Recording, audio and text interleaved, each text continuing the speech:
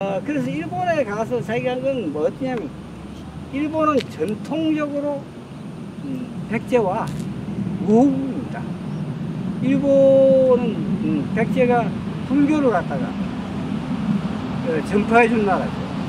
그 불교를 전파해 줬다는 게 단순한 문제가 아닙니다. 그 당시 정신세계를 지배했다는 얘기예요. 그래서 그 불교 일본 문화라는 것은 백제가 담당했다고 이야기할 수 있죠. 그러니까 그런 나라에 가가지고 김춘추가 생명을 걸어놓고 한 이유는, 만일 우리가 전쟁을 칠 때 우리를 갖다가 협공하지 말라는 그러한 얘기를 하기 위해서 일본에 간 걸 봅니다. 일본 서기에서는 김춘추가 나온 게 말 잘하고 얼굴이 잘생겼다는 이야기 빼놓고는 없습니다. 일본 서기에는. 그걸 보면은 아마도 그런 뜻인 것 같아요.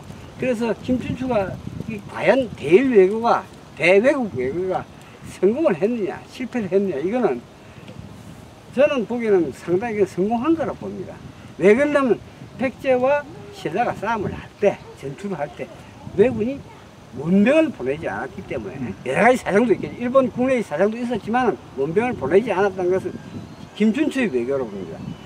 그럼 일본에 가서 외교를 해가 성공하고 난 다음에 일정한 외교적 성과를 거두고 나면 바로 당나라로 건너갑니다. 당나라에서 그 당시에 당나라는 최고의 국력을 자랑하던 당태종 시절인데, 당태종과 만나가지고 상당한 대접을 받습니다. 그리고 자기 아들 그 문왕을 데리고 가지고 이 수기 외교를 시킵니다. 수기 외교라는 게 뭐냐면, 거기에 있으면서 그 황제의 여러 가지, 당나라 황제의 여러 가지 보필하는 그러한 역할을 갖다가 하게 됩니다. 그래서 신라와 신라와 당이, 그것이 역사의 소위 말하는 648년 협약이라고 합니다. 그것이 아까도 말씀드렸지만은, 그것이 만약에 삼국을 통일을 하면은 평양 대롱강 이남 그리고 원산 그 선은 신라의 영토로 한다. 그 다음에 그 이북은 당의 영토로 한다. 이렇게 되었습니다. 그래서 그 당시에 당나라는 끊임없이 이 고구려를 침략했으나 645년 이후 계속 고구려를 침략합니다. 그러나 여기 다 성공을 못하고 있는데, 그래서 어떻게 하면 고구려의 배후를 친다는 뜻에서 당과 신라가 동맹군을 형성해가지고 백제의 고성을 함락시키고, 그 다음에 의자왕에게 백제의 마지막 의자왕의 항복을 받죠. 그래서 의자왕은 당나라 낙양으로 끌려갑니다. 그래서 남쪽에서 그 백제가 망하고 난 후에 고구려는 그 8년 후인 668년에 망합니다. 근데 망한 이유는 여러 가지 있겠지만, 고구려가 상당히 오랫동안 잘 지켰지만은, 수당의 거듭된 그 침략에도 불구하고 잘 견뎠지만은, 마지막에 보면은 그 당시 최고 권력자인 영계소문의 세 아들이, 영계소문이가 죽고 난 후에 정권을 잡게 되는데, 그 세 아들끼리 협력하지 못하고 서로 이렇게 서로 형제라는 대권을 잡기 위해서 국가 권력을 자기 손에 욱히 잡기 위해서 세 아들이 잡습니다. 그래서 결국은 다른 나라가 침략할 수 있는 그런 빌미를 제공하게 됐죠. 그래서 우리가 태종의열왕이라는 사람은 삼국 통일의 주춧돌로 놨던 분으로서 우리가 할 수 있죠. 신라의 삼국 통일이 왜 중요하냐 하면은, 지금은 우리가 지금 무슨 어떤 그 삼국 통일이라는, 그때부터 우리 한국인이 생겨나는 것입니다. 그 전에 고구려나 백제나 신라가 전부 다 우리 민족이다 이런 관념이 없었어요. 그래서 서로 상대를 갖다가 정벌을 하려는 그런 뜻을 가지고 수백 년만이나 싸워가지고 서로 응어리가 졌던 관계입니다. 그래서 신라의 통일은 태종 무열왕의 다음 대인 아들인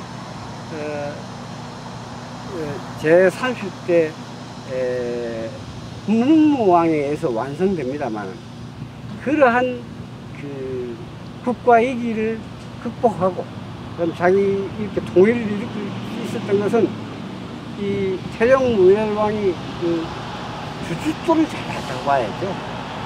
그 판을 잘 놨다는 이야기입니다. 그 다음에 그 특히 강조하고 싶은 것은 어느 나라들이 동맹하고 나면 동맹이 끝나고 전쟁에 이기려면 그 전후 처리 문제가 가장 중요한 문제가 됩니다. 예.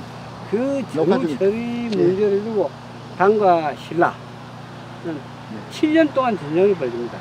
그 전쟁에서 신라가 통일을, 그러니까 신라가 백제 고구려의 멸망으로 삼국 통일이 되는 것이 아니라 668년의 고구려 멸망 후에 그 676년, 그러니까 약 한 10년 동안 당과 신라와 당은 그 전후 처리 문제를 두고 첨예하게 대립하고 전투를 합니다.